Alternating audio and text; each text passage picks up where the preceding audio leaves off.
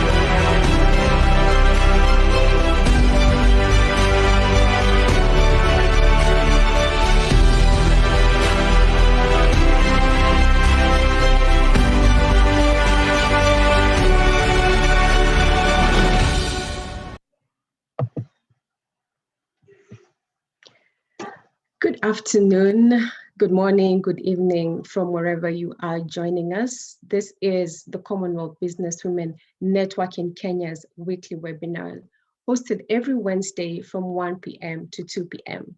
We are delighted that you're able to join us. So let us start off with a short word of prayer. Let's bow our heads. Our dear Heavenly Father, we thank you for your promise to be with us at all times, and we thank you for this beautiful day. We ask you for your presence, for your guidance and blessings as we start our session. Inspire our thoughts, our discussions, and the ideas coming through as we seek to grow and flourish in our businesses as well as our personal lives. And we pray, trusting and believing in Jesus Christ our Lord. Amen. Once again, welcome everyone. Whether you're joining us on Zoom or on Facebook, we are very, very happy that you're here with us. Whether it's your first time or you've been here before, karibuni sana. So this afternoon, our topic is on business presentation skills. So I think that on an individual level and also in our businesses, a lot that we do equals to actually making a presentation.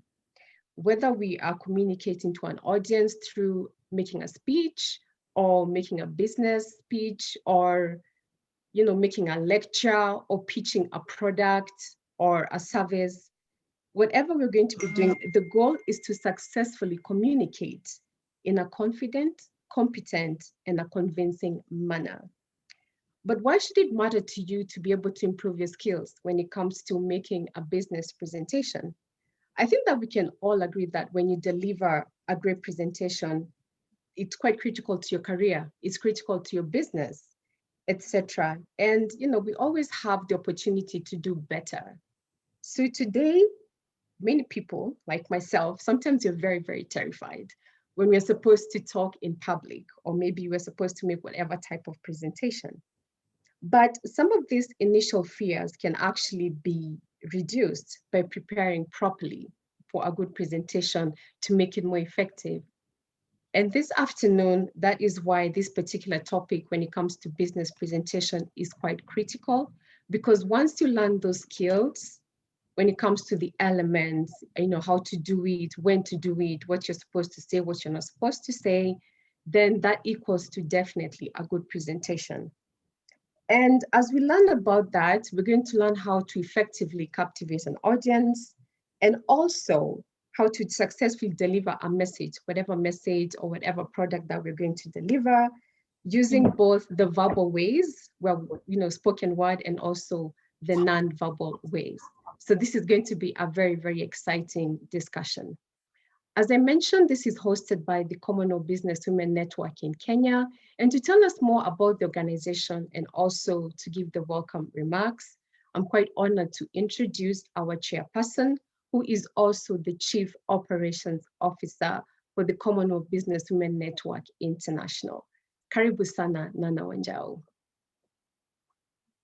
Thank you, Susan. First of all, Susan, can you hear some noise at the back? Because my neighbors, they're doing some repairs. Is that interfering?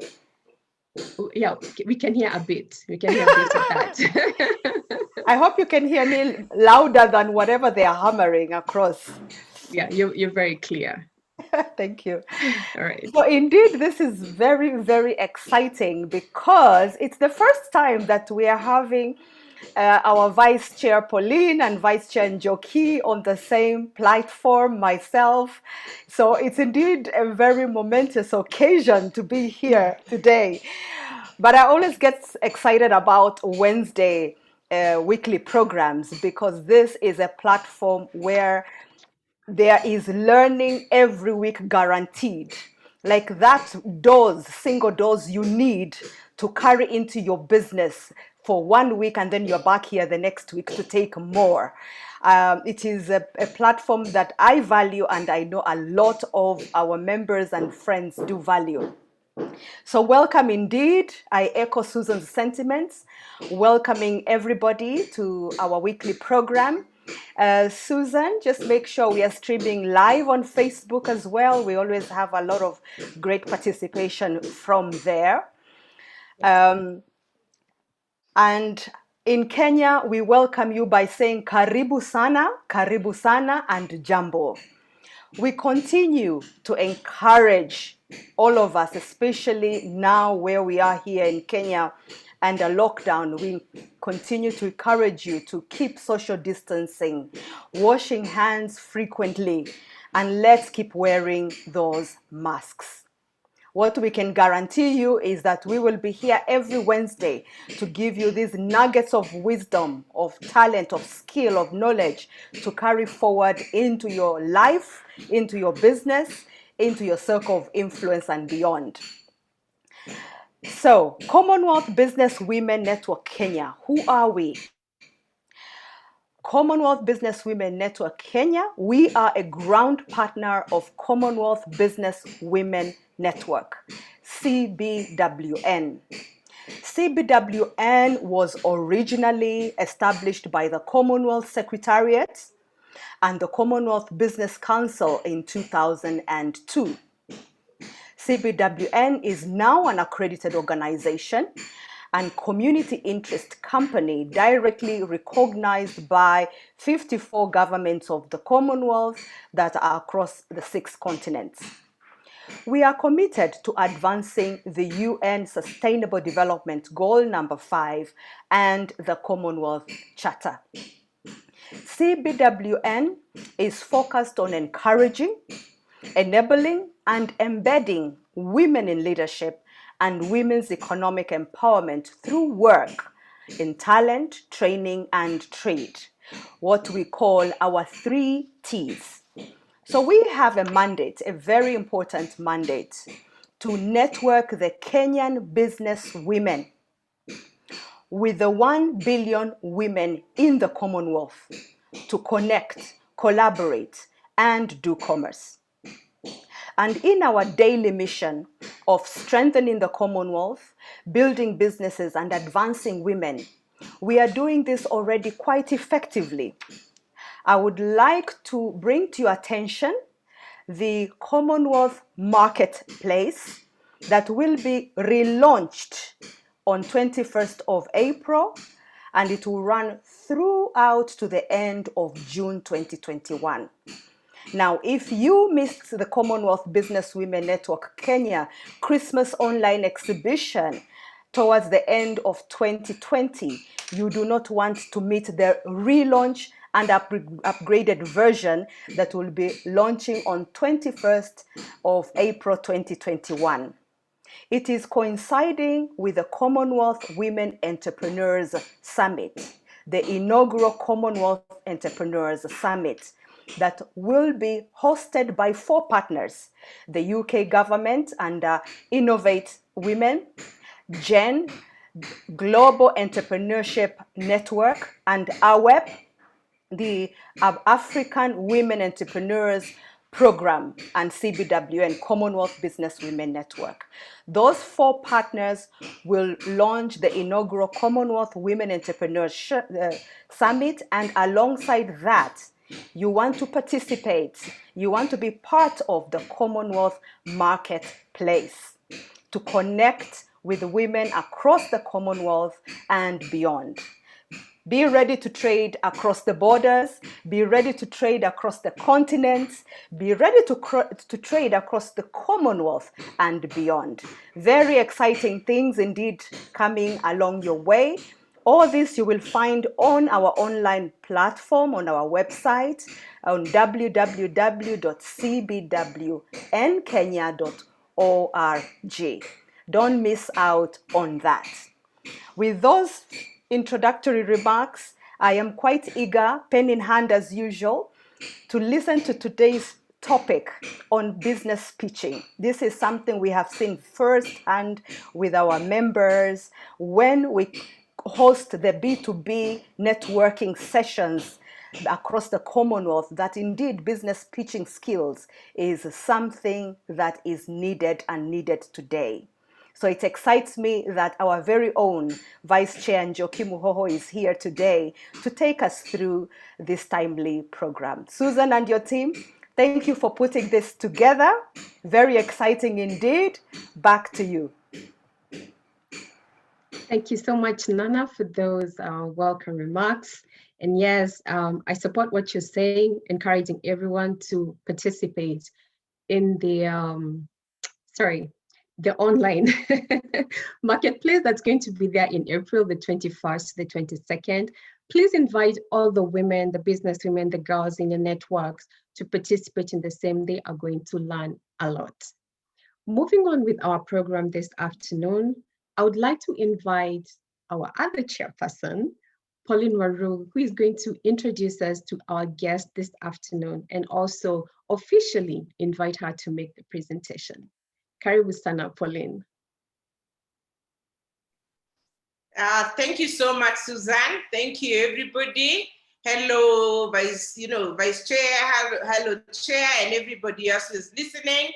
Mine is very simple. It's just to introduce our trainer for today. I'll call her the trainer today because she's going to give us tips on doing business presentations. So our guest today is known to us internally, but maybe not known to very many people who are out there. She's Njoki Muhoho. Who is Njoki? Njoki is an experienced lady with a lot of management consultants experience. She has over 30 years experience, so today we are drinking from a very deep well. She also has, she trains, she has human resources experience. She also has 15 years in filmmaking. She's a reading professional in organizational development.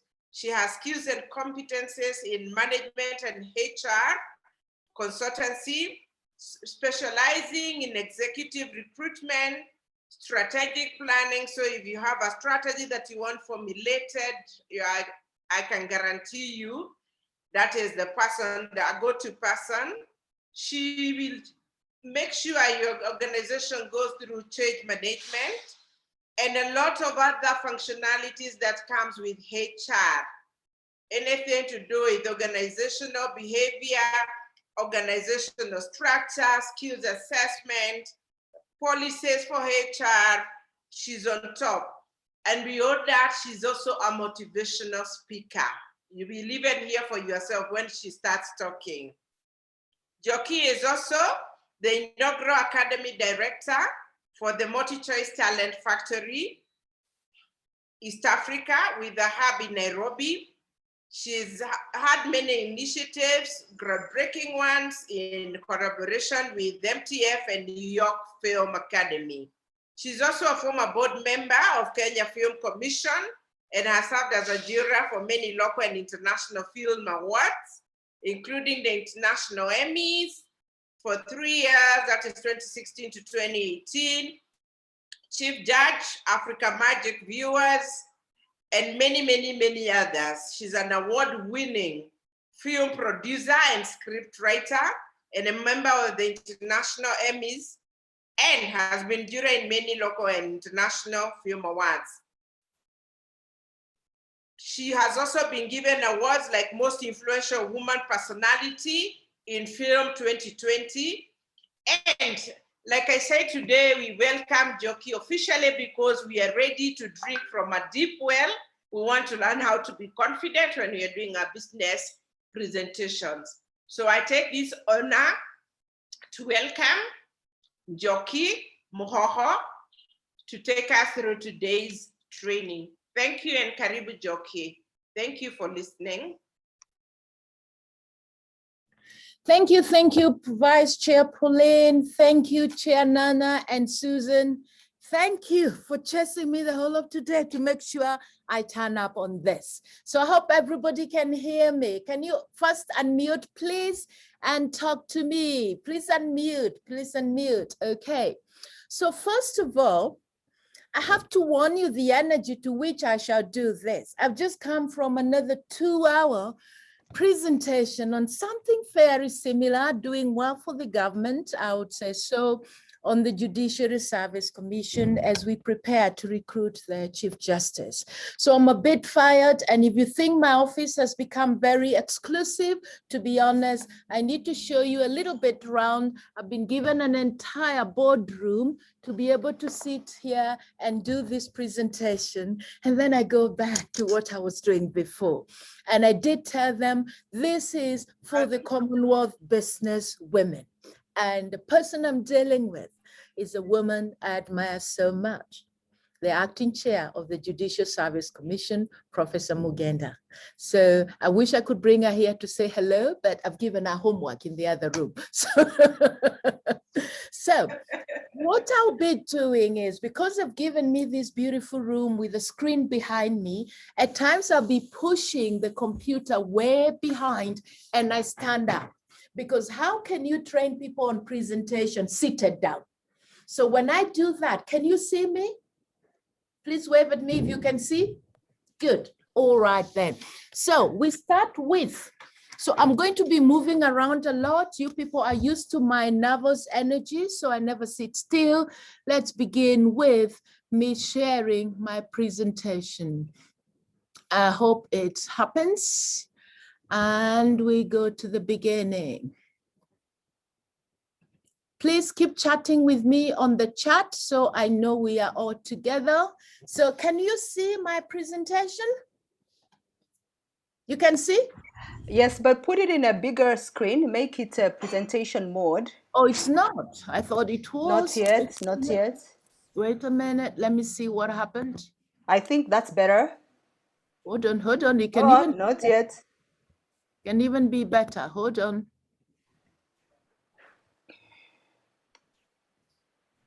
Oh no. Let me see. That's it, isn't it? That's better, much. All right, then, let me see the number of participants. By the way, I'll go through this even within 45 minutes. Please call in all your energies because I'm going to go through this very first. I'm sorry, I'm dark. I think I'm on the dark side of the room. So, pen and paper. Who doesn't have pen and paper? Because you must have one. Okay? Now, good. I like that. Who is that? Oh, it's Santa. All right then. Now, what presentation are you likely to be doing very soon? Sorry, something is passing by. Okay. Presentation you are likely to do. Focus on that. What is the presentation you are likely to be doing? Please write down, even if it's a one-to-one or to a group. If you don't have one that is planned for, can you visualize one? Even if it's to your Chama, even if it's to your women's group, even if it's to your family, even if it's to your husband, your cat, your dog, it doesn't matter. Have a presentation in mind. Are we there? Good. All right then. So now let's ask ourselves, let's ask, and Susan, because I'll go full throttle, if you see anything on the chat that I need to pay attention to, please interrupt me. Please interrupt me. So first of all, let's begin with, and I need to stand now. Let's begin with, courage is what it takes to stand up, speak, and it's also what it takes to sit down and listen. So we are doing two things, several things. How do you stand up, talk, and people listen to you? And when do you know when to sit down and just stop boring them? Or start getting feedback from them. Yeah. So moving on. So what usually is the biggest challenge with presentations? Most people, the first concern is stage fright. Oh no, I'm going to do a presentation. I'm nervous. How do I do this? Let's first learn a few techniques. If you're nervous, and first of all, if you're not nervous at all, please don't do the presentation. You'll come across as cocky. I know it all. Don't talk to me. I know, and you don't know. Your job is to listen. Therefore, a little nervousness, your first learning point here is a little nervousness is necessary. Why? It makes you be more meticulous. It makes you think of the audience. It makes you think of your content. So first rule of business presentations, a little nervousness is necessary. But when does it become too much? Write down for me. When do you know you're becoming extra nervous? Two things, write two things which tell you now I'm becoming too nervous. What would those be? And I will go to Nana. When you're getting nervous, what happens to you? I forget the words. I forget what I wanted to talk to. I forget my flow. You memorize, you forget, and guess what? By the time you're sitting down or walking out of the door, it all comes back. And you tell the memory, where were you when I needed you? Okay? Pauline, what happens to you when you get very nervous? From losing the thought flow, you start sweating, physical attributes. You sweat, and you keep even checking, am I okay? You know. Smelly. And for us who wear glasses, they get steamed, isn't it? Yes. They're falling off, and you're thinking, did I oil my hair too much and my glasses are falling? So Inta, my PA, what happens to you when you're nervous? Unmute. So Inta, yes. I keep repeating the same point over and over. You repeat again and again. And Gladys, what happens to you? Gladys? I sometimes miss my words. Miss your words. Jeremy, we have a guy in the house. Jeremy, what happens to you when you get nervous? Then I'll go to Joan. Then I'll go to Felicia. Any of you who is ready? You don't have to put back the video, just say something. My voice trembles. The voice struggles, you try to get the words out and they're not coming out. Okay, now why does this happen? I'll tell you why it happens. When you're nervous, it's the muscles that get tight. The muscles get so tight that the little capillaries that send blood and feeds your muscles with oxygen, they are contrived, they become tight, and therefore your body is not getting oxygen. Then what happens when the oxygen is not flowing? It even gets worse. You get tighter and tighter. You start panting, you're speaking and you're panting, you're sweating, and guess what? You feel you want to go to the loo every 2 minutes. Now, all that is sign of nervousness. So the first thing to do, it means the nervousness has gone beyond what is necessary for a presentation. The first technique, please, could you all, again, I should have warned you, you'll be doing a lot of exercises, video on, put your hand, your right hand at the top of your rib cage. Can you have you do that on top of your rib cage? And then breathe in so that your shoulders get big and square. Are we there? Somebody talk to me so I know I'm not talking to myself. Are you there? Breathe in. And Yes. okay. If you're breathing in, you shouldn't be talking.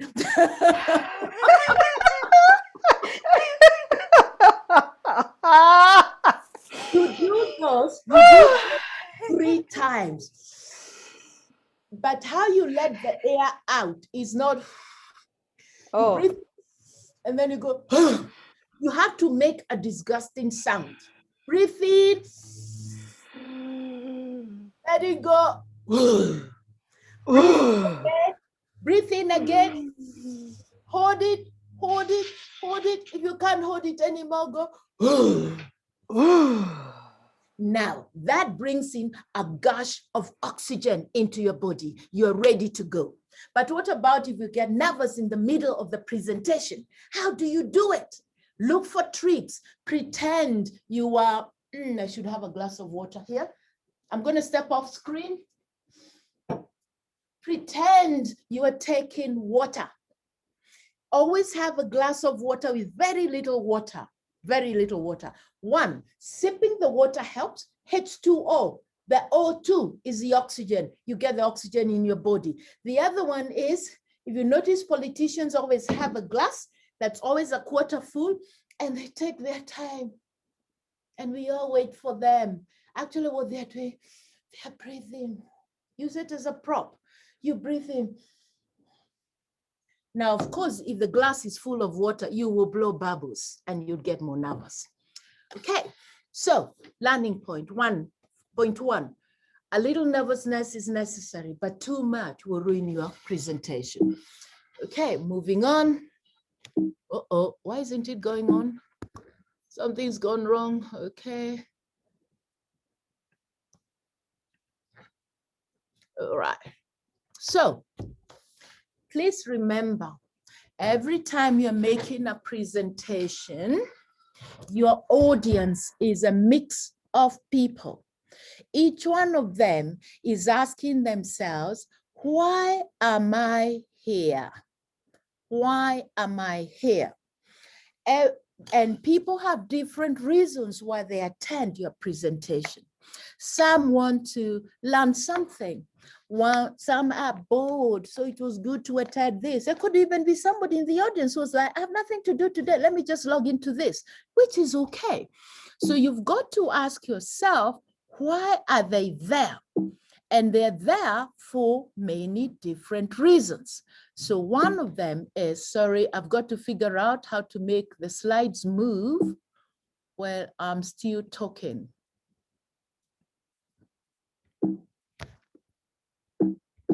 Okay, there you are. So audience is not one and mass thing. It's made of different people. You could have 20 people and those 20 people have different objectives. We call it the audience wants. What does the audience want? In this presentation? What does Pauline and Nana, who make presentations all the time, what do they want? They already have it, but they have a different objective, what they want. People come to you because they want to learn something. People want to come to you to gain and save money. Some people want presentation skills because it will bring them more business. It will help them overcome fears they've had. So maybe it just be proud of myself that I can make good presentations. It could be, I want to improve my lifestyle. So even during the wedding, when I'm asked to talk on behalf of the girlfriends or the mother of the bride, I can stand up and make one presentation that everybody's clapping and they keep asking, who is this woman? Yeah, and all that. So people have different objectives. So don't present to them like they all have the same objective as you. Please, on the piece of paper, write down in that presentation you are likely to do, who are the different kinds of people, the different audiences. In this case, we actually use the word audiences. What are the different audiences in that group? I will pause for 1 minute for you to think about that. Write it down. Motivate me by writing it down.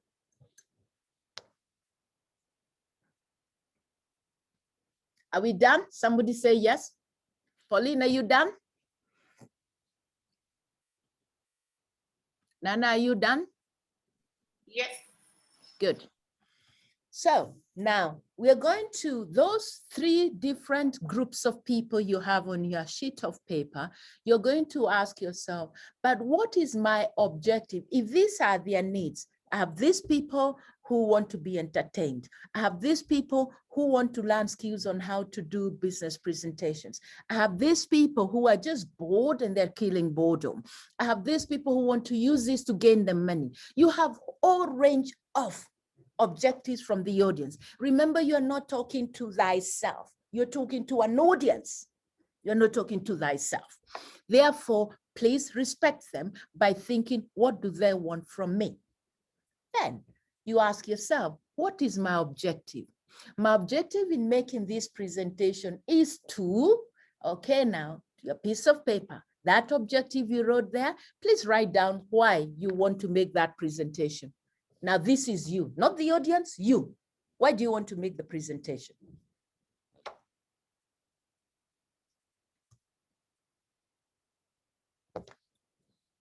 You're still there with me? You know, I can't see you. I have to remove you from my screen to be able to move the slides. Yes, we are. Good, all right. Now, I'll give you 3 categories of objectives. You want to make a presentation to inform people. You want to make a presentation to inspire people.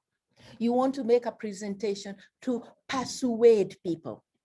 So I am the Minister for Health in Kenya, and I'm standing there outside my office to give you the status of COVID today. That is to inform. I am informing you where we are at. I'm telling you, yes, now we've got the vaccine. Government hospitals will be vaccinating people. That is one presentation.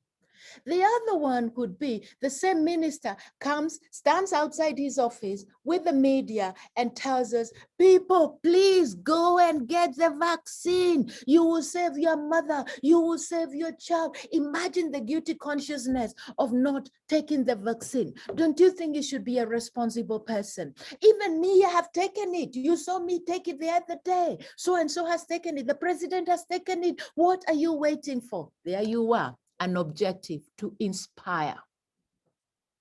However, most objectives to inspire add to persuade very quickly.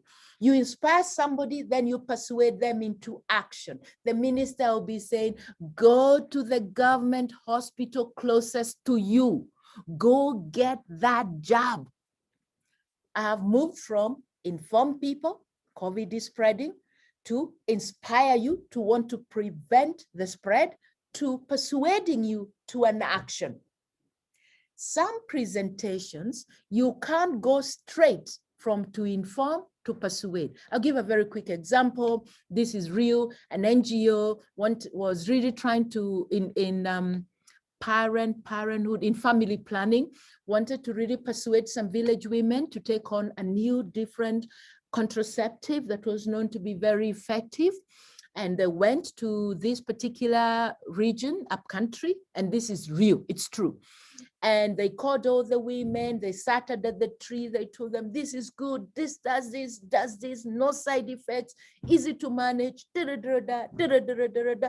And the women were like, wow, that's great, that's good, and we're getting it for free. Oh, that is brilliant. Then the director of the NGO took a big book and said, now my assistant will write down your names, and so that you can make your appointments as to when you are going to get, it was actually a procedure, so that you can come and get the procedure for this family planning activity. Remember, these women were saying, yes, yes, that's really good.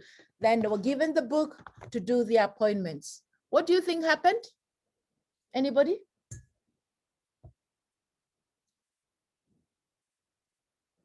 Somebody talk to me. Guess what happened after they were given the book to book their appointments? I think they took off, Njoki. Exactly. They all took off and went home. Why? Between to inform, inspire, and persuade needed several days and weeks, maybe even months. Women in the village have to talk together. Some have to go and talk to their husbands. They need to convince each other. They need to tell each other, okay, let's go and try it, and then we can come and tell the others how it has worked. It was too fast. So, question, write this down. Is your objective for the presentation realistic? If you know your audience well, you will know when you are being unrealistic. Higher, we move on. Now, when you're presenting, have you ever been to a presentation where somebody uses a lot of jargon? It's like listening to a doctor presenting on a research, on a medical research, or to a lawyer talking about law and the act, the judicial act, and chapter this, chapter that, and all that. They talk so eloquently, and you're just thinking, huyo amesoma, that one is so intelligent. However, it has gone through one ear out the other because it's so full of jargon. So back to your audience, your presentation has to be in a language and a manner that every member of the audience can understand. If I'm whispering to my neighbor to ask, excuse me, what that judge said, what is jurisprudence? Now you know you've lost them. You've used jargon and they don't understand. So simple words. Simple words. Know your audience, then you know what language to use. Limit technical jargon. Limit the technical data. Watch the jargon. Relate to real life situations. I've already given you 2 examples. What are they? First, I talked about the Judiciary Service Commission, even should you where I was. Then I talked about the women in an upcountry village, things that people could relate to. Don't try to impress people by giving them examples of when you're in London and you visited the castle. They will not be with you. Or don't give them examples of the 6th gear of the new BMW. By the way, I don't know whether it has a 6th gear, but you get the drift. Keep it light, keep it brief. You're not there to impress, you're there to communicate. Okay, persuasion. When you're giving a presentation, you have to persuade the audience. You have to persuade them. How do you persuade them? You can persuade them by a carrot. If you do this, this is how you're going to benefit. If you don't do it, a simple example is wearing the mask. Is a mask a carrot or a whip? Who will answer that one? Susan, Sointa, is presentations we're getting on COVID and being told to wear masks. Is that, have we been given a carrot or a whip? Anybody? Susan, Sointa? A whip. It's a whip because you're told, if you don't, this will happen. Okay. Yes.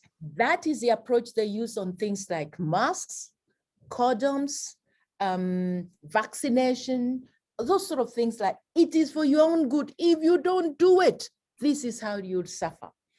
Carrot is like when you're presenting to youth in your church and you're showing them education is the key, at least get your degree. It will open doors for you. It doesn't matter what degree, but the minute people feel you've gone through the rigors and the discipline of a university, they're likely to take you in as a trainee. Now that is a carrot. So what is your persuasion level in your presentation? Is it all whip, whip, whip? Is it carrot, carrot, carrot? Depending on the subject, you could even have both. But it's you who should know beforehand what you're doing. You use the whip too much, too much, too much. People might become a little bit like, it's enough, it's enough. Okay. So to fail to prepare is to prepare to fail. I don't understand when somebody wakes up and says, oops, I have a presentation to give. And they just walk in there thinking, see, I have a mouth and I can talk. I will do it. That is preparing to fail. Research shows you should do it to a ratio of 1 to 7. If you're going to present for 1 hour, prepare for 7 hours. If you're going to present for 10 minutes, prepare for 70 minutes. The ratio is 1:7. Even experienced people, even those of us, the likes of Nana, the likes of Paulina, Vice, and our chair, we give presentations all the time, but we are still drawing. I think like Pauline said, drawing from a well. So that you're still bringing it in. So even if I'm giving a 45 minutes, a 1-hour presentation, did I spend 7 hours preparing? I might not have prepared 7 hours, but what I looked at, I promise you, has taken more than 7 hours, maybe months and months of preparation, like this presentation. So the minimum you can do 1 minute for 7 minutes. So if you haven't really spent a lot of time preparing, don't go bore people, don't go waste people's time, don't go failing to meet their objectives or what their wants, the audience wants, because you're too lazy. Pose, questions, comments?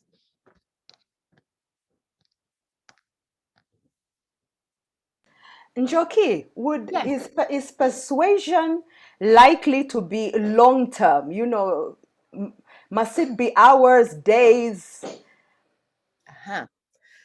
That's a good question. Depending on the topic, the persuasion could be lifetime. Maybe wearing to be persuaded to go to college. Once you've agreed to go to college, it means I persuaded you and succeeded. But you see, the effect is lifetime. Yeah, so it could be. Persuasion could be, don't take the motorbike, although that has a little bit of a threat, you know, like how we find yourself telling kids, when you can't, because the motorbikes are having so many accidents, take the Uber, you know, if you have the money, take the Uber. You see, that one has two things. It has persuasion of a longer life. It has the whip on, you are going to hurt if you continue. Ukiendelea namna hii, this and this would happen. I think it's both, Nana. It's both, depending on the topic. Yeah. Any other question? Somebody else who is not Nana or Pauline?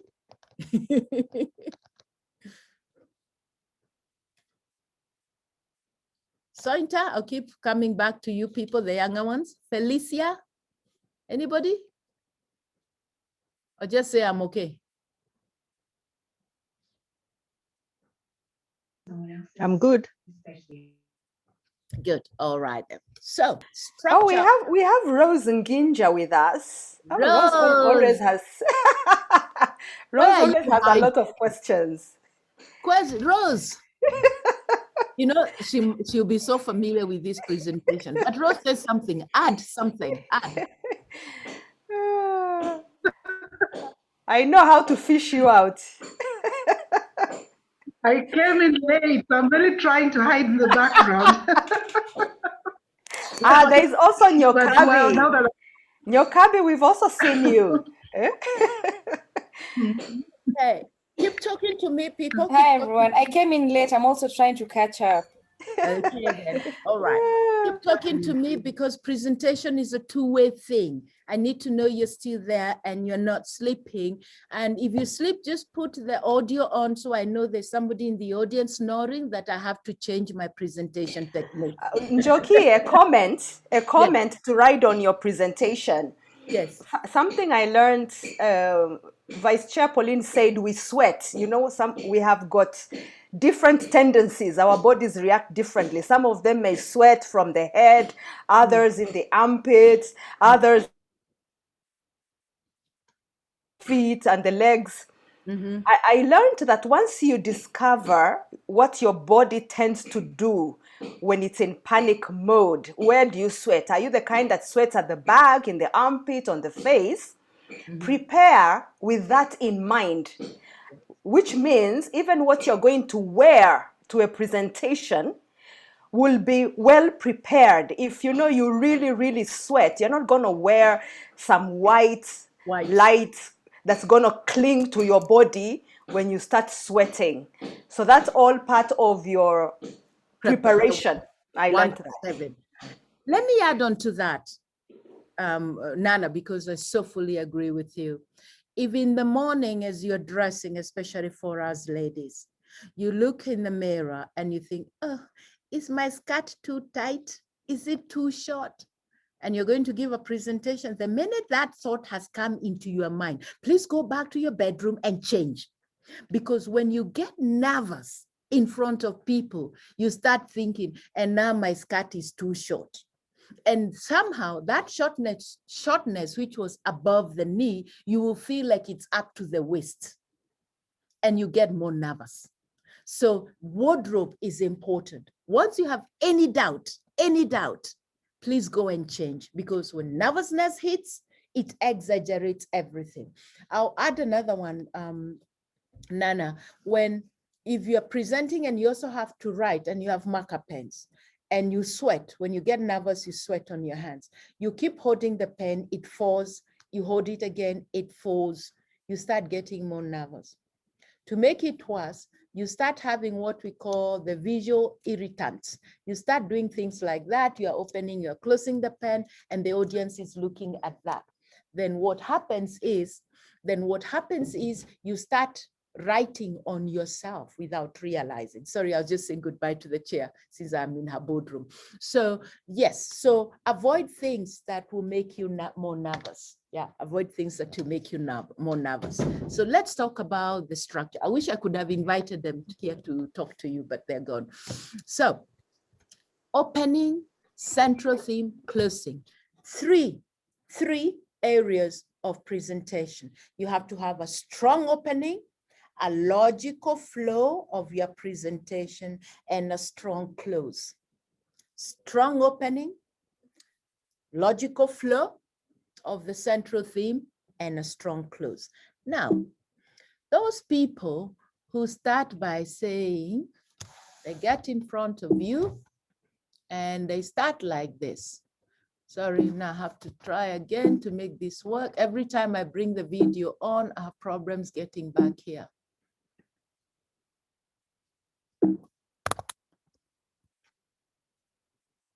Okay.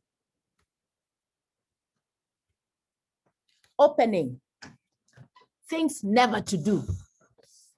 So you walk in, I'm off the camera deliberately. You walk in, you stand in front. My name, can you hear me? My name is Joki, and I just have a few things to tell you, and I hope you pay attention. Surely, if you're so apologetic, what are you doing there? Why have you started by apologizing? Just go away. But there's a difference in this. Good afternoon, everybody. My name is Juki, and thank you for being here. So what is presentation skills? Go straight to the topic. This thing of Nakwa Majina, my name's Al, you can hear me. I hope I don't take too much of your time. If you thought you were wasting our time, just stay there in the back. So here is a theory. When a woman stands in front of a group, the first 10, 30 seconds, you get maximum attention. A woman gets maximum attention. You're getting the attention from both men and women. Why? For the wrong reasons, unfortunately. How does she look? Does she look sexy? Is she beautiful? Does she have a figure? Those are the thoughts that are going into people's mind. But who cares? You have the attention, grab it and run with it. Men take a little bit longer to get the attention. Women get attention within that 30 seconds. Men have to start opening their mouth and delivering. This is the difference. Woman gets immediate attention, wrong reasons, and has a harder time gaining, retaining attention. Because once people had looked at the visual stuff on the woman, then they'll be like, huh, okay. Huh. For a man, the minute they open their mouth, there's this discriminative perception that the man has something to say. So people are, ooh, you're listening. A woman has to try harder.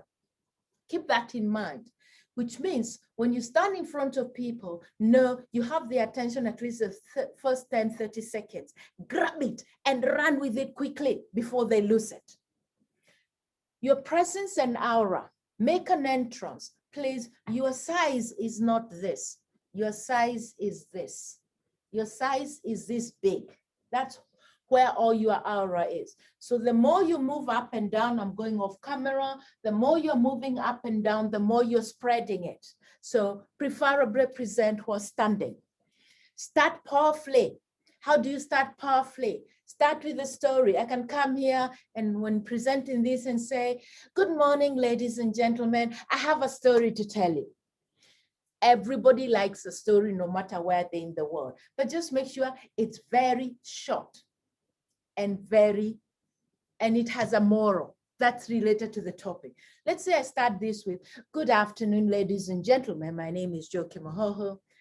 Have you ever heard the story about the tortoise and the hyena? How death came on earth. They were both given the same message by God, but one moved so slowly, but finally got the message there. That's the tortoise. But the rabbit was in a rush and ran, and he was panting when he was passing the message. And he was like, he said, you'll be dying.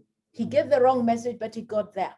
The tortoise was slow and meticulous, but got the message in. But the message came in too late because the hare, the rabbit, had already delivered. So with that, let's think of when you decide on a presentation, what do you want to achieve and how do you get there? Are you going to be the tortoise or are you going to be the hare or are you going to be something in between? Let's begin. How do you make a powerful presentation? So I've just used a story to start a presentation. A quotation. Again, let me try again. Good afternoon. My name is Joki Mohoho.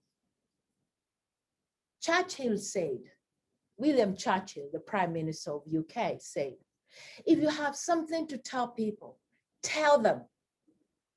Then tell them what it is you're going to tell them. Then tell them what it is you have just told them. Then sit down.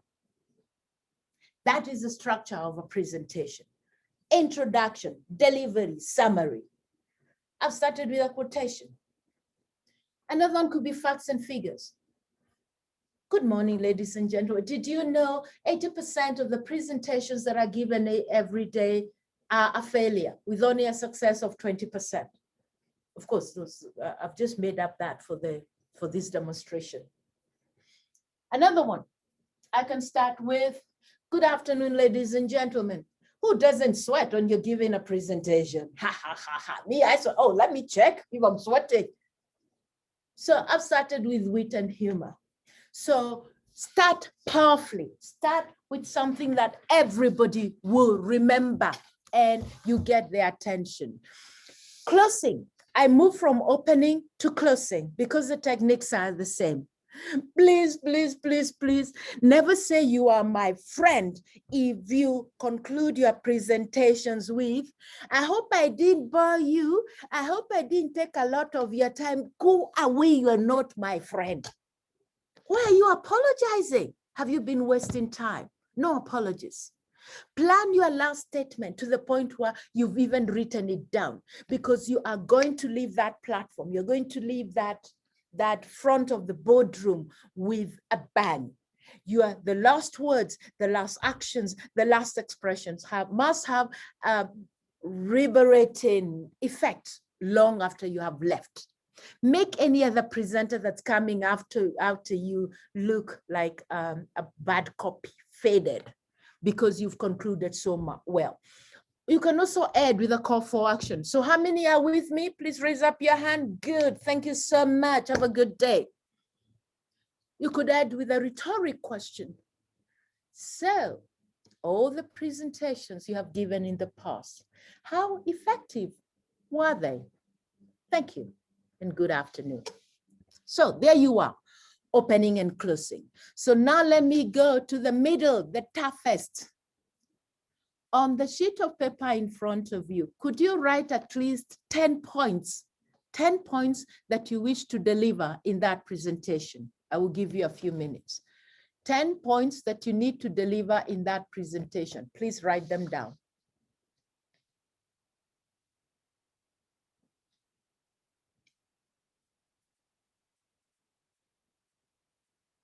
Are you writing or you've left me? We are writing. We have real presentations to make, Njoki. Good to hear. I'm seeing other people I don't think I've met. Soti Esther, how are you? Felicia, how are you? I'm just talking as we go along.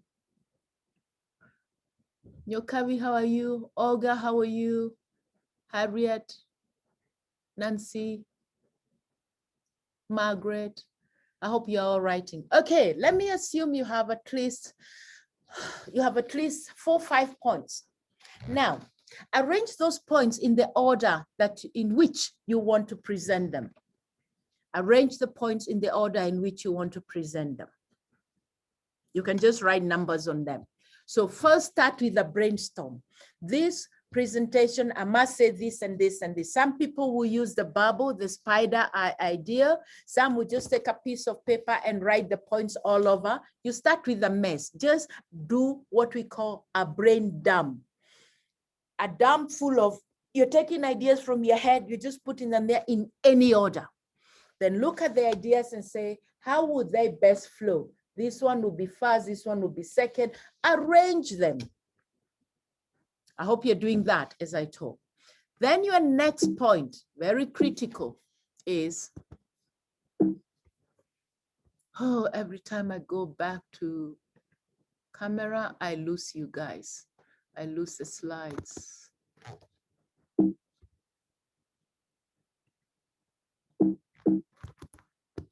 I wish I'd know when it is that oh, I see. Okay, so the next question is, with those 20 points, how, in the good Lord's grace, do you keep everybody's attention? Or are you going to go through your points and they're busy dozing? How do you hold their attention? Do you know you have all the powers and all the knowledge on how to do it? Variety. But before we get to variety, do you know a human being is so notorious? They say that people lose attention. A human being loses attention every 25 seconds. 25 seconds. Their mind goes elsewhere. Like we're seated, like here I'm in a boardroom and I'm already hearing the AC and I'm thinking, well, what about if somebody comes in the boardroom? They had given me some lunch here. So I'm seeing the waiter hovering around. I'm thinking the waiter might come in. I'm losing attention. However, in formal presentation, if for 10, 20 minutes, it is just you talking and saying, I have great points here. Point 1 is this and this. Point 2 is that and that. And I go on for 20 minutes. I have lost all of you because of the natural concentration curve of audiences. Do you see how it dips down between 10 to 30 minutes? It dips down badly. Now, if you don't rescue it, the only way is down to the negative. People then find special attention to their nails, to their phones, they go on Facebook, they take 2-3 trips to the toilet. So we have to find a way of keeping that graph going up, up, up, up. At worst, we keep it level at worst. How do we do this? Now, look at the points you wrote down. Point 1, how are you going to illustrate it? Point 2, how are you going to link point 1 to link 2? I hate it when presenters say, point 1, I finished the point 1. Now, point 2, no, make it like a story. Link it, link it. Link point 1 to point 2 like an ongoing story. And if you're done your homework, this should come naturally. Each point to be illustrated differently for variety. Some of us like visual. Show something visual. Show a graph. Show a pie chart. Show a picture. Use demonstration. The other point you might go, I will demonstrate it with my hands. I'm talking of a scared kid. This kid is so scared, and he's going, oi, mommy. That is already a demonstration. I'm illustrating a point. Drama, humor, and the variety in which you keep the interest peak. The whole idea is interest peak. I know I'm a storyteller. I find all sorts of stories to tell. So in one presentation, I've told so many stories, but it takes art. It's got to be quick. It has to be punchful. It has to be interesting. It has to deliver the moral. Not everybody can do that. Some people give a long story, then they're like, oh yeah, now where was I telling the story? Or when they finish the story, you're thinking, now where did that one come from? Anecdotes and analogies and storytelling. Those three, most people confuse them. It doesn't matter. Storytelling, I can tell you the story of what happened to my mother a long time ago. I can tell you the story of how a frog got stuck in my father's mud boots, or do you call it, gum boots, the boots we wear in the farm. And the humor of how they were trying to get the boot out, and his foot was a bit too big for the boot, and there was a frog inside. But that story has to relate to something. Now I'm actually telling a true story, and it has to relate to the topic that I'm talking about. Anecdotes. I've just told you about the hyena and the tortoise. Analogies. It's like when I tell you, you know, COVID is worse than a sailor who has been at sea for so long, and at every port they arrive at, he goes into brothels and all that, and he has an STD. So he's spreading it everywhere. Why do I give you this example? It was given to me in late 1980s when a computer expert was trying to explain to us as an audience, what is a computer virus? Viruses had just begun. I know some of you will be thinking, really? There was a time when there were no computer viruses? Oh, yes. I'm showing my age. And this presenter said, it's like a sailor who is stopping at every port and goes to the brothel, and he has an STD. Then he leaves it spreading inland into each country. That's how viruses were explained to me. And I grasped the concept. Up to today, I still remember that, and it's over 40, maybe 30 something years ago. Examples, give as many life examples. What are life examples? Things that we are likely to experience or have experienced, or somebody in the audience has experienced. It's like with this COVID, you can say, oh, you remember what the Prime Minister Trump said about this and this, how they disregarded it, and then what happened to them. So pick something that is topical that may have happened. When we give examples about our grandmothers, or my grandmother was like this, and I have a sibling who's like this, the minute you give even your own example, somebody else will relate. Maybe Nancy can, Susan, can you mute Nancy? I think there's a door in her area, opening and closing. Thank you. So humor and, sorry for the typo, it's humor and wit. Humor and wit. Please do not tell jokes. No, it's dangerous. A joke, when we laugh at a joke, we are laughing at a group of people, a type of people, a person, and all that. And they might be in the audience, or even if they are not, how do you know they don't have a sympathizer? I remember one time, a very big partner in a big firm, I will not say which one, we were making presentations on the budget breakfast, and there was this CEO of a big company, and he was supposed to make a presentation with us. He put up the first slide, it had very glaring typos. He put the second, the typos were so bad, we all burst out laughing. And he's made a joke about how unintelligent his secretary is. All the other CEOs in the room were laughing. I felt very offended. I was thinking, why are you crucifying your secretary just because she's not here? Why didn't you check your own presentation? I still remember that, and it was about 30 years ago. So you might have a sympathizer in the group. Facts and, oh God, my typos. facts and figures, definitions. So if I am going to give a very technical presentation, I start by defining. Let's say you are trainers and I'm training you on training the trainer. And I start with, when you are standing at the trainer's corner, let me define for you what is a trainer's corner. The trainer's corner is that space that, now I'm defining it, yeah? Visuals, using visuals, practical demonstrations, use of pose and pose to get the high concentration. How do I mean by pose, by the way? If I can give you a story or demonstrate a point, then I go silent. Up to a count of 10. Do you know when you go silent, everybody looks up, what's going on? You get their attention.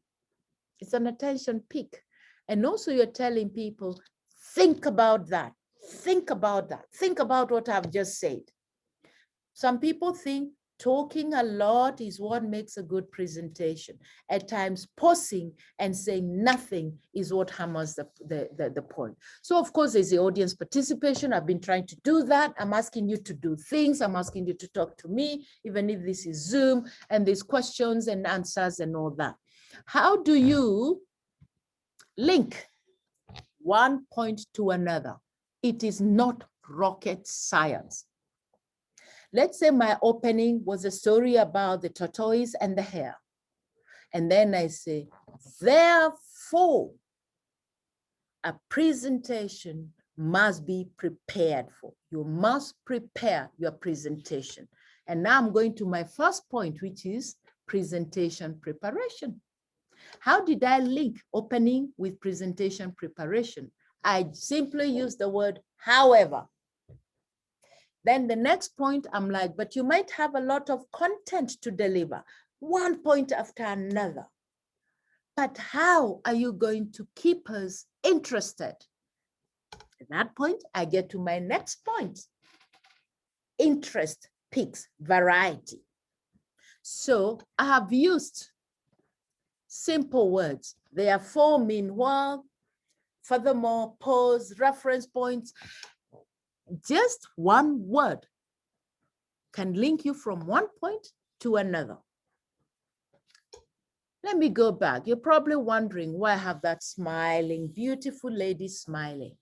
Please keep remembering, a smiling face is a receptive audience. So long as I'm smiling and I'm happy, I am listening to you. But if we are sitting like that, listening to you, we are already thinking of what we are cooking dinner, what will be for dinner. So notice now, I'm starting to feel like I am talking to myself. So I'm going to stop there, and I'm stopping there with Churchill's words. If you're going to make a good presentation, this is the structure. Tell them what you're going to tell them. Tell them what you have told them. Sit down. That is, have a good objective, deliver on the objective, summarize, don't waste time. Just sit down. Stop repeating yourself. Pause. Questions, comments?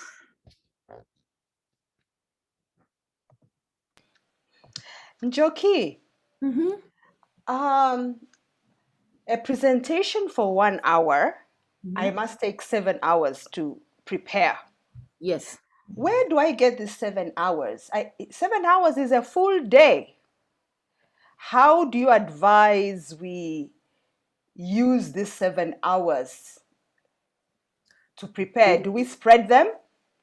Good question. Let's ask ourselves, what is happening in those 7 hours? It's not necessarily sitting at the desk and saying, oh yeah, I've got this presentation and the whole day goes. You could be driving to the supermarket, Nana, and you're thinking, yeah, that would be a good point. How do I deliver that? You could also, you could call me and say, Joki, I'm presenting on this and this. You remember that issue? What really happened?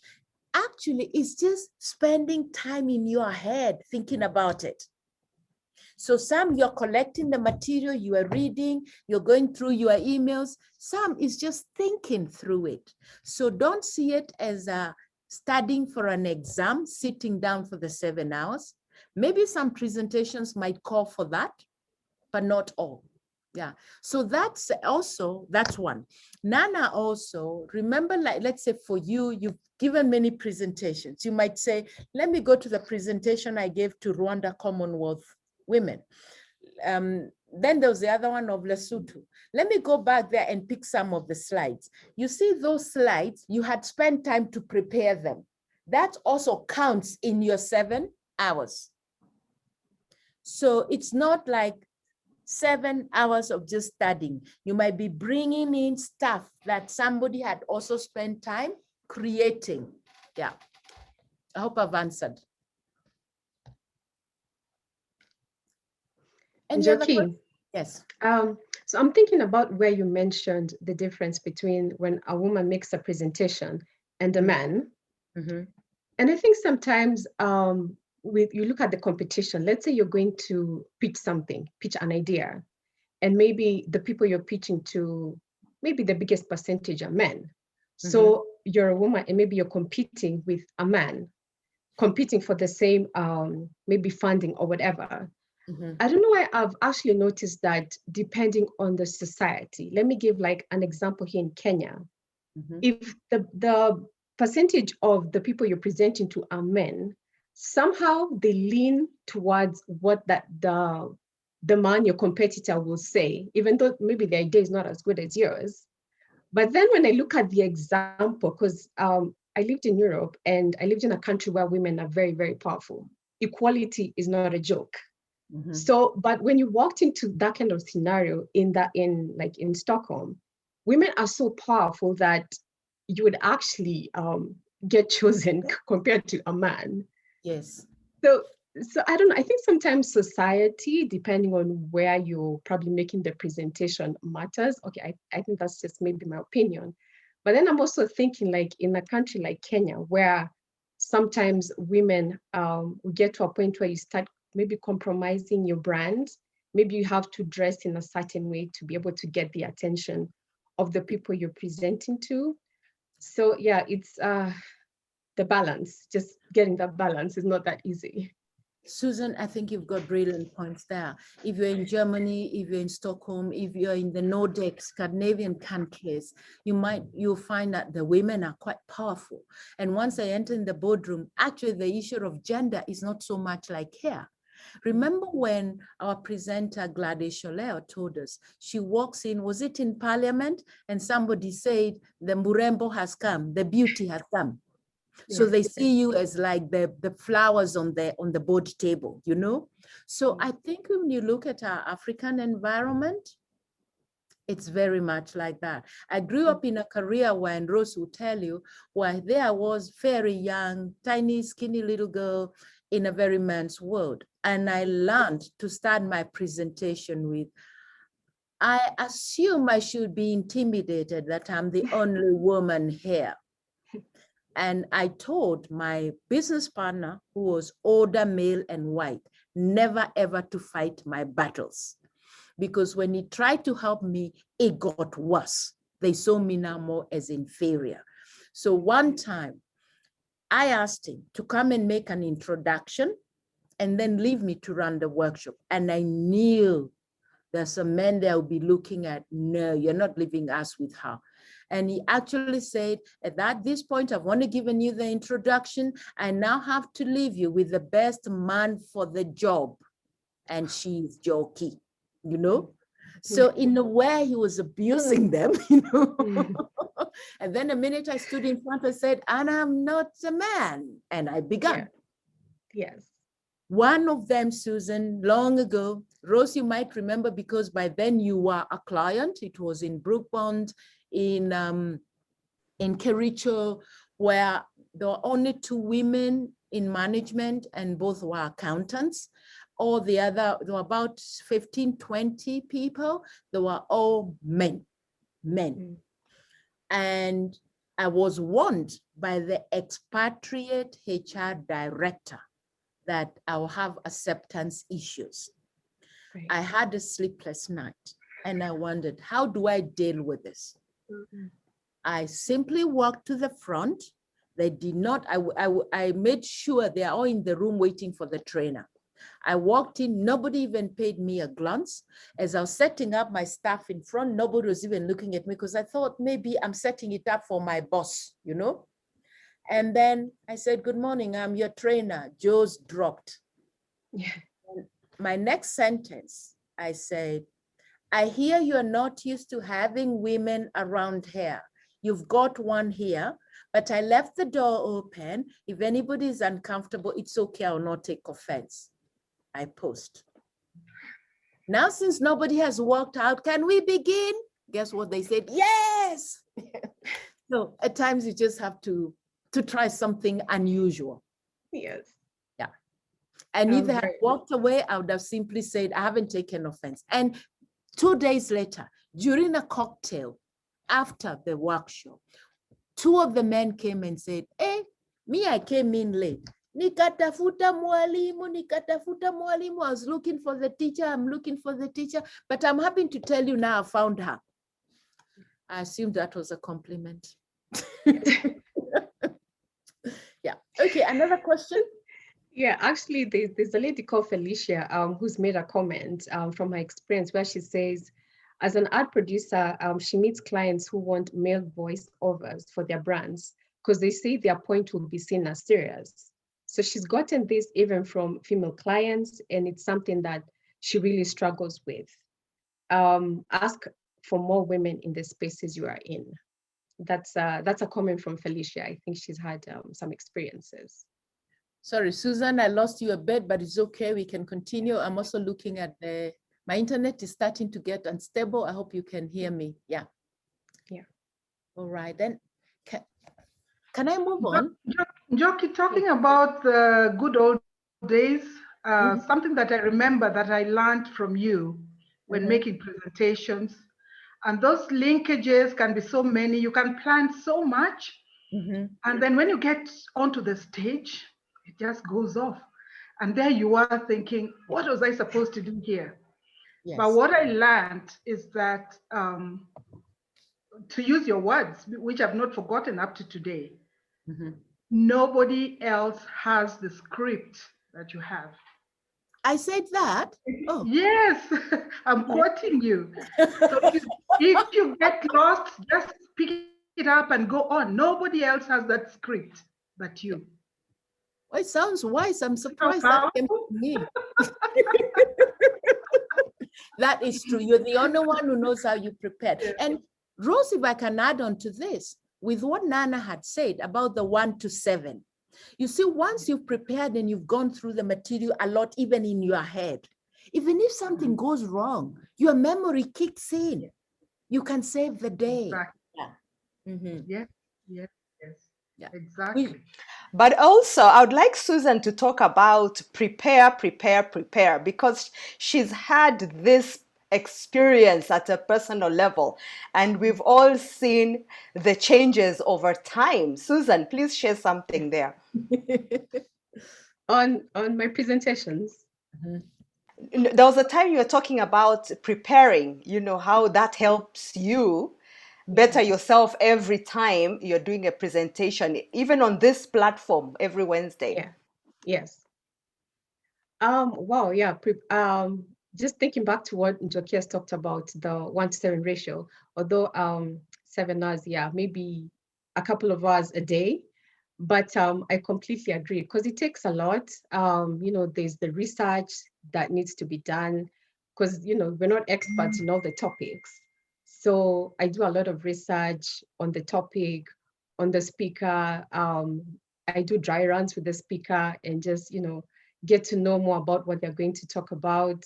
So yeah, preparation, is quite key, and a lot of it.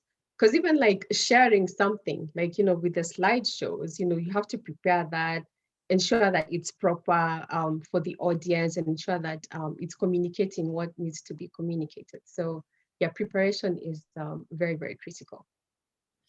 That is so true, Susan. And also preparation is you standing in front of the mirror and talking to the mirror. That's one technique we were taught from school days. It always helps. Look for an audience even beforehand. Before your big presentation, talk to the mirror, talk to your cat, talk to your dog, talk to your friends. Create opportunities in church, in the bar, wherever it is you go. Create an opportunity to stand up and address people. Create audiences. In the next family gathering, stand up and start talking. They will know you are practicing and rehearsing. So it's not only the content, but the delivery. Yeah, that's so true. Very, very true. Any And other- let me just And just add something around that. As you prepare, it's also good not to memorize the words that you're going to use, because now you have learned about the scripting. You know, you come up with a script, then you go and memorize. And what happens is when you memorize these things, you will always forget a line and you'll be thrown off balance. So you need to have a natural flow of communicating. That is so, so true, Pauline. The only bit I ask people to memorize is the first words you'd say when you stand in front of people, because the nerves tend to kick, you know. I tell people, even write it on your palm, write it at the back of your hand. So you don't start going, I hope you're okay, all of you, huh? You are reducing your impact. That is the only bit I tell people. Rehearse the first words you're going to say. And it's one sentence or 3 words. But if you memorize your presentation, it will be rote learning rather than internalizing. You only need the power to go off, and you can't use your projection. Your battery goes dead, your computer falls and crashes, and there your presentation crashes. You should be able to say, even if there's no power, I even do this presentation in the darkness if I have to. You will figure out how. That is so true, Pauline. Thank you. Okay, can I move on? Yes, you can. Okay, so another thing people don't do in preparation is to think of where are you presenting. I'm always been told I'm very anal about, when I ask to present, I say, how does the room look like? Send me pictures, or I actually go there because I need to know where I'll be standing or sitting. I shared, I don't remember which forum I was sharing, how I went for one of those online, my friend Pinky Gilani had invited me to be a guest speaker in What Women Want. And I remember the one thing I never asked her is, what sort of seat will I be sitting on? I suffered throughout. And I remember my relatives looking at that recording and saying, was your back aching? And they could tell even in the flow of my speech, I was uncomfortable. The seat was soft. It was beautiful, beautiful room, beautiful, but I don't sit on soft seats because of my back problem. And the seat was soft. And I'd spent time driving stuck in traffic. So please do your homework. Notice the one I'm showing you where you're standing. Some people do this, they have an auditorium style and then they stand in front of the projector. I know these days we get a screen in front, the same effect. If you stand in front of the TV screen behind you, are people supposed to watch you or watch the screen? So know where to position yourself. So each time, study the room and know where to position it. If you're called to present to a board meeting in a boardroom, look for opportunities to stand up. When they are seated and you stand, you have better control. Yeah. So, and look at which corner, where will you stand? Where, if you're using presentation materials, where would they be? Where are you in relation to the key decision maker? Because you want to keep their eye contact all the time. If you're using a microphone, how many of us know the microphone needs to be at least 4 inches for your mouth, from your mouth? If you bring it too close, we have a lot of static. As a rule, I do not use a microphone where I have to hold. I have learned how to project my voice. If they don't have the lapel microphone, I'm like, I am okay. I will push my voice. It's harder. It's more difficult, but why don't I hold, why do I refuse to hold the microphone? It's because I need my hands. I demonstrate a lot with my hands. I can't do that if I have to you keep the microphone here. I also don't do a presentation from a podium, never, because I need to pace up and down. And I know the more I pace, the more my words flow easily, the more I keep my energy level. So do you know your style? The fact that they tell you there is a podium, here is the mic, you do not have necessary to use them if they are not working for you. If you have a big voice, you can go without it. Or if it's a very important presentation, the group is big, tell them I use a lapel mic. I do that. I demand a lapel mic. So please do that. Yeah. So I could do an exercise here, but I'm not sure how everybody can see me. If you've never done this, look at me. I hope you can all see me. And write down the answer to this question. What is this language that the deaf and the dumb use? What is this language that the deaf and the dumb use? Please write the answer on the chat. Please write the answer on the chat. I can't get to the chat. Susan, can you see any answers yet? Not yet. Okay. Type on the chat, what is that language that the deaf and the dumb use? Anybody typing? Somebody has said Braille. How many people are likely to say Braille? Many. Oops, many. And guess what? What was my question? Language that the deaf and the dumb use. What's wrong with the deaf and the dumb? What's wrong with the deaf and the dumb? They can't speak, they don't hear. Who uses the Braille? Somebody answer me. Who uses the Braille? The blind. But why quite a number of people saying Braille? Because I read the Braille. That is the power of visual. My words are saying something different, but my actions are different. You see the action, you see the visual. Visually, you see what I am doing. And that's what the brain reads. So the deaf and the dumb, they can't speak, they can't hear, but you're saying Braille because I was reading the Braille. That is why visual takes 55%. It's like me telling you, good afternoon, ladies and gentlemen. I'm so excited to be with you here. You will know I'm not excited because my body is saying something different. How many times do you meet a friend and say, hey, I hear you're having a party. How come you didn't invite me? No, you are welcome. Come. We'll be so happy to see you.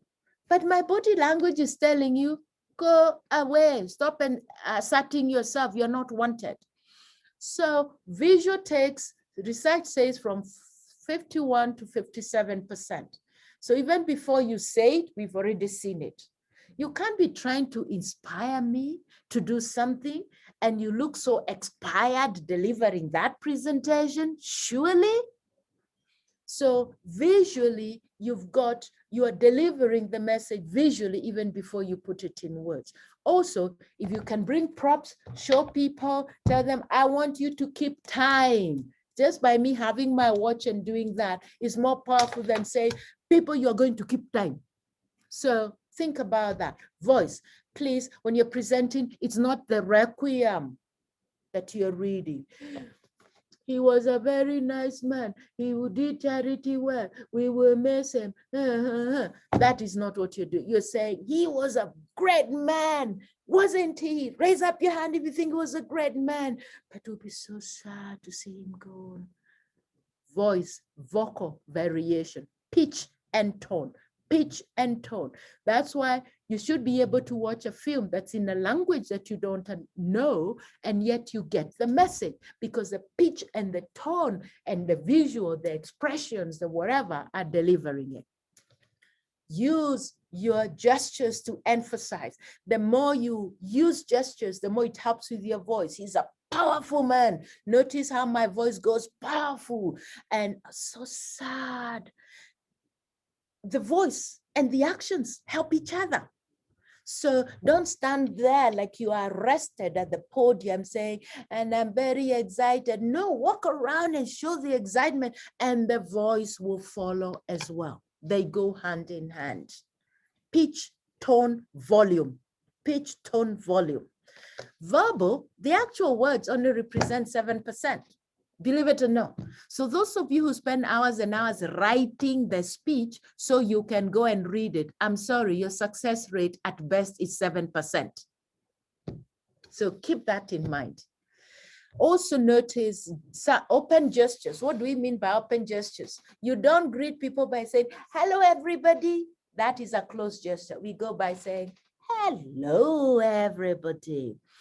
When your friend accuses you of doing something which you haven't done, like you're supposed to meet at a restaurant, you turned up, and maybe you're upstairs and she was downstairs, you're trying to convince her, I was there. We go, I swear, I swear, I was there, I was there. Why am I doing this? Why? The poems are known to be a very natural way of showing honesty. When you catch your kid eating sugar in the kitchen and you ask them, what are you doing? No, it wasn't me, it wasn't me. Their hands go behind. They're telling a lie, but they can't show their hands. But that time when they're telling you, Mom, I swear I did it. It is true, but you're telling me I didn't, I did it. Notice that. So when you're giving presentations, have the honesty and the passion and let it, if you believe in it, it will come across. But I can't tell you, I really believe in it. I believe in it. You know, people, believe me. I really do believe in it. It's very different from, I believe in it. I believe it. People, do I believe? Oh, yes, I believe. That's the difference. Yeah. Okay, pacing. Think of a politician who is walking up and down greeting people. That's the pace. Now, watch out for the hands. Once we are presenting, our hands get a life of their own. Ladies play with their rings, they play with their chains, and you're not realizing, I'm giving a speech and you're playing with the chain, it cuts, you get nervous. Guys keep playing with the what do you call it? The belt of their trousers. Other mannerisms are you take a pen, and especially those ones that you keep doing this, or you start doing all sorts of things. Ladies, we also play with a chain, with our wristlets. Men play around with their watch. So these are distractors. People are looking at that and not listening to you. So record yourself, ask a friend to record you, and you give a presentation, watch yourself, because nobody believes about these distractors. Nobody believes till you show them. Another one is people say, you see. I think one day in the audience, I'll say, I don't see it. And then the person is going to ask, what do you mean you don't see it? You keep saying you see. Another one is, okay.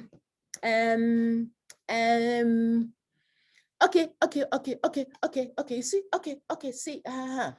Those, we call them meaningless words or non-verbal sounds. The non-verbal sounds are the the meaningless words are, you see, okay, even, you know, even, I don't know why people keep using the word even. Those words, you ask yourself, why do people contaminate their presentation with these meaningless words? Let me give you your hallelujah moment. It is because they don't have enough data of words in their word bank. So as they are searching for the next words, they go, you know, you see, kwani, yani, all those words. They are trying to look for more words, or their presentation is not well prepared, or they're trying to lie. Ladies and a few gentlemen who have joined us, if you're going to be a good presenter, increase your word vocabulary. Vocabulary doesn't mean big words. It means plenty of words. When you have plenty of words, humor and wit is easy. You're able to demonstrate the same point in different ways. You will never get stuck, and you're not bored with, at times when people sound like bleeding goats, because they go, are you giving a presentation or are you shepherding goats? Yeah. So increase your words. How do you increase your words? Read a lot. Also, If somebody is giving a presentation or talking to you, they use a phrase you really like, go home and write it 100 times. When you've written it 100 times, or you feel it on an A4 paper by hand, write and write and write, it sticks in your head. That's how you increase your words. Copy from others as you generate your own words. And I'm gonna ask, yes, I think I've already talked about this, the nows, the pace, the words, yeah, the practical skills, eye contact, keep looking at people in the eye. When you're getting nervous, if you're getting nervous, look at people's foreheads here. They would think you're looking at them directly in the eye.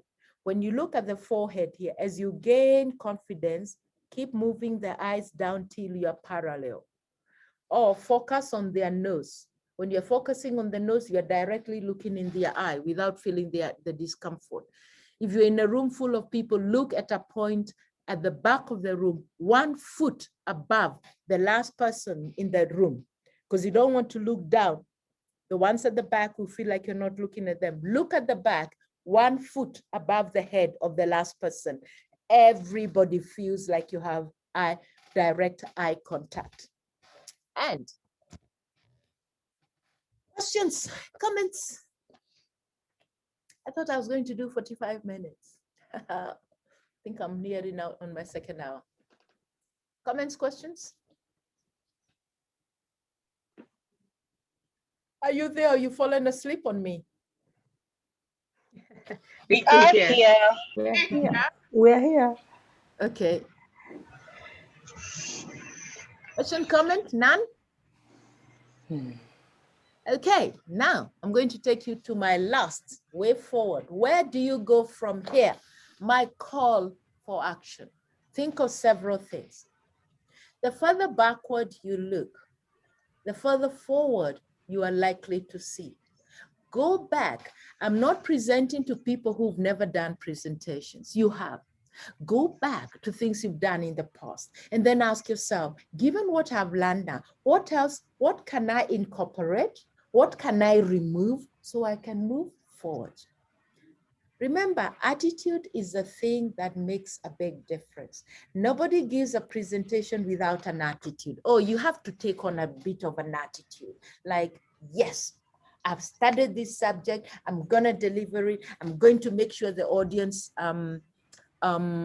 pay attention. I'm going to do my best. That's the kind of attitude I'm talking about. Not the attitude of those ones, they know nothing. They're going to think I'm their God's gift to Africa, God's gift to women, God's gift to business women. No, that's not the attitude I'm talking about. The attitude of motivate yourself, psych yourself. Great presenters have a room they go into before they go into the audience. That's what big, even Hollywood people do on these shows, comedy shows and all that. They have a psych room. They psych themselves. They're like, I'm going to do it. I'm great. I'm going to flow. And off I go. Practice. Is that the right practice? What should I have to see? Practice may not make us perfect, but it will make us better than most. Presentation skills is all about practice. You can't learn how to drive a car by getting people to present to you or telling you how they drive. You've got to get into that car, make your own mistakes.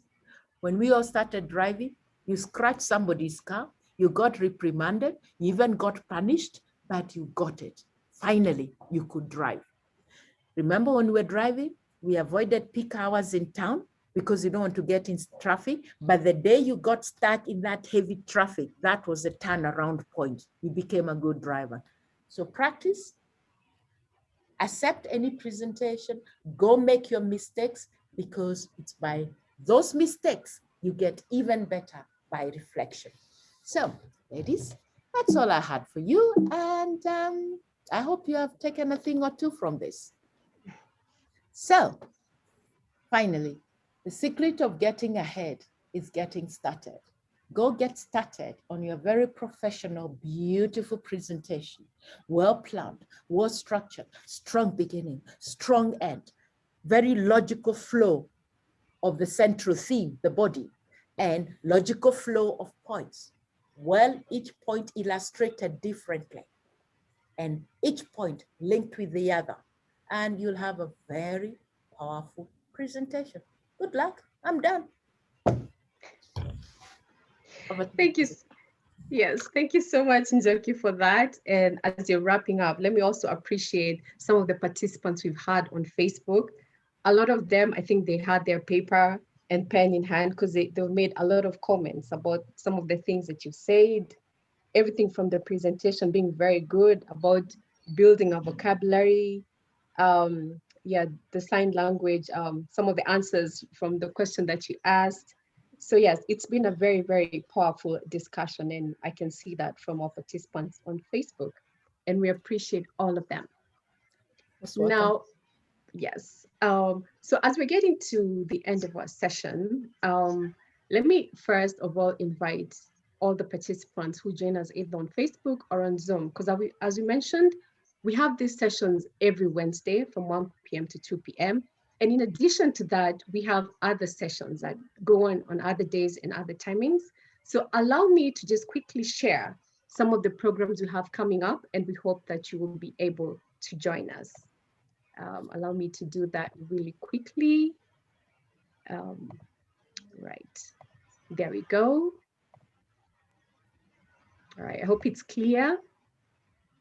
So next week on Wednesday, from 1 p.m. to 2 p.m., this is going to be our discussion on the value of integrity and honesty in business.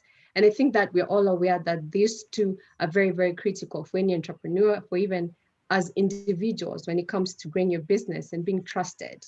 So this will be led by Dr. Patricia Mbithe Mutunga, who is based in the UK, and she has a lot of experience when it comes to management and human resources, and she'll be sharing her story on the same. So please join us either on Zoom or on Facebook Live. Secondly, we have our film night.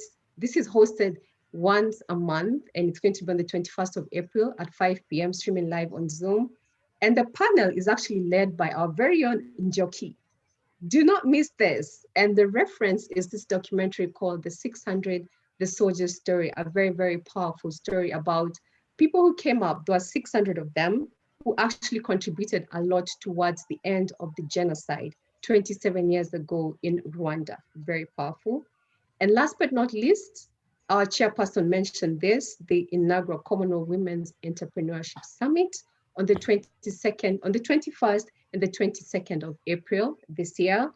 Please invite all the women, all the girls in the networks to participate. It will be hosted by CBWN, by the UK government. And you can see some of the other major hosts listed down there. So please join us if you can. And to get information on how to join in and to be able to register and participate in the same, you can follow us on Twitter, CBW Kenya. Follow us on Facebook, Commonwealth Business Women Kenya. Send us an email on info@cbwkenya.org. And also you can visit our website, www.cbwnkenya.org. So we look forward to having you all participate in the same.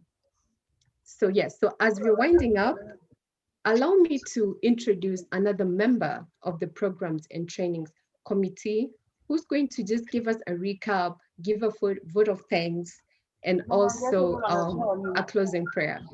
Sorry. So let me invite Elizabeth Mweni to give us the closing remarks. Okay, thank you very much. Thank you very much for the invite.